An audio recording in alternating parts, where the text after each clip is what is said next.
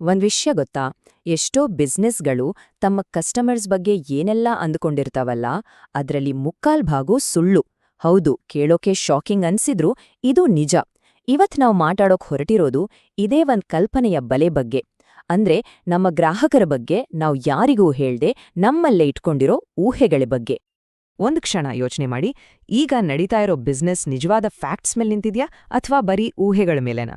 ಇದು ತುಂಬಾ ನೇರವಾದ ಪ್ರಶ್ನೆ, ಯಾಕಂದ್ರೆ ಎಷ್ಟೋ ಬಿಸ್ನೆಸ್ಗಳು ನಮಗೆ ನಮ್ಮ ಕಸ್ಟಮರ್ಸ್ ಬಗ್ಗೆ ಎಲ್ಲ ಗೊತ್ತು ಅಂತ ಗಟ್ಟಿಯಾಗಿ ನಂಬಿರ್ತಾವೆ. ಆದ್ರೆ ಆ ನಂಬಿಕೆಗೆ ಆಧಾರ ಇದೆಯಾ? ಅದ್ ನಿಜವಾಗ್ಲೂ ಅಷ್ಟು ಸ್ಟ್ರಾಂಗ್ ಇದೆಯಾ? ನೋಡಿ, ಎಲ್ಲಕ್ಕಿಂತ ಅಪಾಯಕಾರಿ ನಂಬಿಕೆ ಯಾವ್ದು ಗೊತ್ತಾ? ಅದು ನಮ್ಮಲ್ಲಿದೆ ಅಂತ ನಮ್ಗೆ ಗೊತ್ತಿಲ್ದೇ ಇರೋದು. ಬಿಸಿನೆಸ್ನಲ್ಲೂ ಅಷ್ಟೇ, ನಾವು ಚೆಕ್ ಮಾಡ್ದೆ ಇಟ್ಕೊಂಡಿರೋ ಊಹೆಗಳೇ ದೊಡ್ಡ ರಿಸ್ಕ್. ನಾವು ಹೀಗಿರ್ಬೋದು ಅಂತ ಅಂದ್ಕೊಂಡಿರ್ತೀವಿ, ಆದ್ರೆ ರಿಯಾಲಿಟಿ ಬೇರೆ ಇರುತ್ತೆ. ಇವೆರಡ್ನ ನಡುವೆ ಒಂದು ದೊಡ್ಡ ಕಂದಕವೇ ಇರಬಹುದು. ಹಾಗಾದ್ರೆ ಈ ಕಸ್ಟಮರ್ ಬಿಹೇವಿಯರ್ ಅಸಂಪ್ಷನ್ ಅಥವಾ ಗ್ರಾಹಕರ ವರ್ತನೆಯ ಕಲ್ಪನೆ ಅಂದ್ರೆ ಏನು? ಸಿಂಪಲ್ ಆಗಿ ಹೇಳೋದಾದ್ರೆ, ಯಾವ್ದೇ ಪ್ರೂಫ್ ಇಲ್ದೆ ನಮ್ಮ ಕಸ್ಟಮರ್ಸ್ ಹೀಗೆ ಯೋಚನೆ ಮಾಡ್ತಾರೆ, ಹೀಗೆ ನಡ್ಕೊಳ್ತಾರೆ ಅಂತ ನಾವೇ ಡಿಸೈಡ್ ಮಾಡ್ಕೊಳ್ಳೋದು.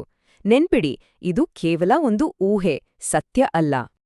ಸರಿ, ಹಾಗಾದ್ರೆ ಬನ್ನಿ ಈ ಗ್ರಾಹಕರ ಪಯಣದ ಮೊದಲನೇ ಹಂತಕ್ಕೆ ಹೋಗೋಣ. ಅಂದ್ರೆ ಒಬ್ಬ ಕಸ್ಟಮರ್ ಜೊತೆ ನಮ್ಮ ಸಂಬಂಧ ಶುರುವಾಗೋದು ಹೇಗೆ ಅಂತ ನೋಡೋಣ.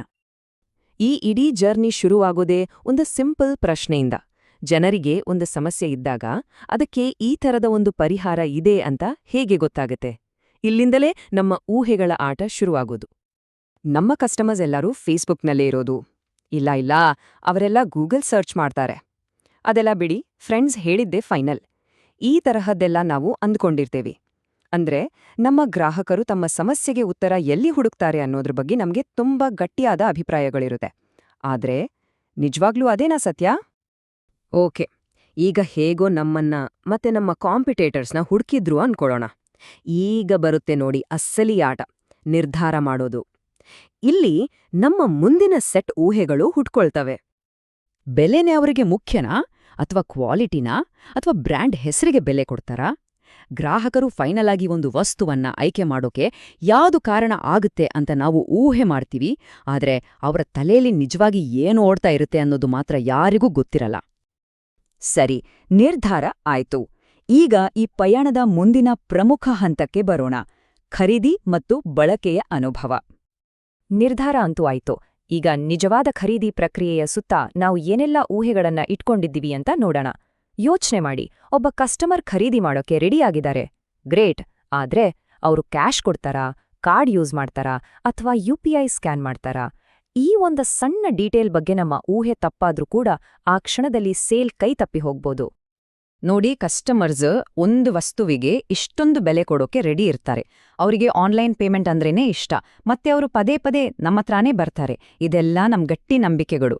ಆದ್ರೆ ಒಂದು ವಿಷಯ ನೆನ್ಪಿರ್ಲಿ, ಇವೆಲ್ಲವೂ ನಾವು ಟೆಸ್ಟ್ ಮಾಡಬೇಕಾದ ಊಹೆಗಳಷ್ಟೇ, ಸಾಬೀತಾದ ಸತ್ಯಗಳಲ್ಲ. ಖರೀದಿ ಮುಗೀತು. ಈಗ ಶುರುವಾಗೋದು ಅತಿ ಮುಖ್ಯವಾದ ಭಾಗ. ಆ ಪ್ರಾಡಕ್ಟ್ನು ಅವರು ನಿಜವಾಗಿ ಹೇಗೆ ಬಳಸ್ತಾರೆ? ಇಲ್ಲಿಯೇ ನಮ್ಮ ಪ್ರಾಡಕ್ಟ್ನ ಅಸಲಿ ಮೌಲ್ಯ ನಿರ್ಧಾರ ಆಗೋದು. ನಮ್ಮ ಪ್ರಾಡಕ್ಟನ್ನು ಅವರು ಎಷ್ಟು ಸಲ ಬಳಸ್ತಾರೆ, ಅದರಲ್ಲಿರೋ ಯಾವ ಫೀಚರ್ ಅವರಿಗೆ ತುಂಬಾ ಇಷ್ಟ ಆಗಿದೆ, ಮತ್ತೆ ಅದನ್ನ ಬಳಸೋದು ಸುಲಭ ಇದೆಯಾ, ಕಷ್ಟ ಇದೆಯಾ? ನಾವೊಂದು ಫೀಚರ್ ತುಂಬಾ ಇಂಪಾರ್ಟೆಂಟ್ ಅಂದ್ಕೊಂಡಿರ್ಬೋದು, ಆದ್ರೆ ಕಸ್ಟಮರ್ಸ್ ಅದನ್ನ ಮುಟ್ಟದೇ ಇರೋ ಸಾಧ್ಯತೆಯೂ ಇರುತ್ತೆ. ಈಗ ಗ್ರಾಹಕರ ಪಯಣದ ಕೊನೆಯ ಹಂತಕ್ಕೆ ಬಂದಿದ್ದೇವೆ. ನಮ್ಮ ಬಿಸ್ನೆಸ್ನ ಲಾಂಗ್ ಟರ್ಮ್ ಸಕ್ಸೆಸ್ ನಿರ್ಧಾರ ಆಗೋದು ಇಲ್ಲೇ. ಒಬ್ಬ ಕಸ್ಟಮರ್ನ ಗಳಿಸೋದು ಒಂದು ವಿಷಯವಾದ್ರೆ, ಅವ್ರನ್ನ ನಮ್ಮಲ್ಲೇ ಉಳಿಸ್ಕೊಳ್ಳೋದಿದೆಯಲ್ಲ, ಅದು ಅದಕ್ಕಿಂತ ದೊಡ್ಡ ಚಾಲೆಂಜ್. ಹಾಗಾದ್ರೆ ಈ ಕಸ್ಟಮರ್ ಲಾಯಲ್ಟಿ ಹಿಂದೆ ಯಾವೆಲ್ಲ ಊಹೆಗಳು ಅಡಗಿವೆ ನೋಡಿ. ಒಂದು ಕಡೆ ಕಸ್ಟಮರ್ಸ್ ನಮ್ ಜೊತೆ ಯಾಕಿರ್ತಾರೆ ಅನ್ನೋ ಕಾರಣಗಳಿರುತ್ತೆ. ಇನ್ನೊಂದು ಕಡೆ ಅವರು ನಮ್ಮನ್ನ ಬಿಟ್ಟು ಹೋಗೋಕೆ ಕಾರಣಗಳಿರುತ್ತೆ. ಅವರು ನಮ್ ಜೊತೆ ಯಾಕಿರ್ತಾರೆ ಮತ್ತು ನಮ್ಮನ್ನ ಬಿಟ್ಟು ಹೋಗೋದಾದ್ರೆ ಯಾಕೆ ಹೋಗ್ತಾರೆ? ಈ ಎರಡು ಬದಿಯ ನಮ್ಮ ಊಹೆಗಳನ್ನ ಅರ್ಥ ಮಾಡ್ಕೊಳ್ಳೋದು ತುಂಬಾನೇ ಮುಖ್ಯ. ಆದ್ರೆ ಈ ಲಾಯಲ್ಟಿ ಅನ್ನೋದು ಸುಮ್ಸುಮ್ನೆ ಉಳಿಯೋದಿಲ್ಲ. ಕೆಲವೊಮ್ಮೆ ನಮ್ಮ ಕಂಟ್ರೋಲ್ನಲ್ಲಿ ಇಲ್ಲದ ಹೊರಗಿನ ಶಕ್ತಿಗಳು ಇಡೀ ಆಟವನ್ನೇ ಬದಲಾಯಿಸ್ಬಿಡಬಹುದು. ಉದಾಹರಣೆಗೆ, ದೇಶದ ಆರ್ಥಿಕ ಪರಿಸ್ಥಿತಿ, ಹೊಸ ಟೆಕ್ನಾಲಜಿ ಬರೋದು, ಅಥವಾ ಸಮಾಜದಲ್ಲಿ ಹೊಸ ಟ್ರೆಂಡ್ ಶುರುವಾಗೋದು. ಇವುಗಳಲ್ಲಿ ಯಾವುದು ನಮ್ಮ ಬಿಸ್ನೆಸ್ಗೆ ಹೊಡೆತ ಕೊಡಬಹುದು? ಈ ಥರದ ಹೊರಗಿನ ರಿಸ್ಕ್ಗಳ ಬಗ್ಗೆನೂ ನಾವು ಊಹೆಗಳನ್ನ ಮಾಡ್ಕೊಂಡಿರ್ಲೇಬೇಕು. ಸರಿ, ಇಷ್ಟೆಲ್ಲ ಊಹೆಗಳನ್ನ ಗುರ್ತಿಸಿದ್ಮೇಲೆ ಮುಂದೇನ್ ಮಾಡೋದು? ಈಗ ಊಹೆಯಿಂದ ಸಾಕ್ಷ್ಯದ ಕಡೆಗೆ ಹೋಗೋ ಸಮಯ.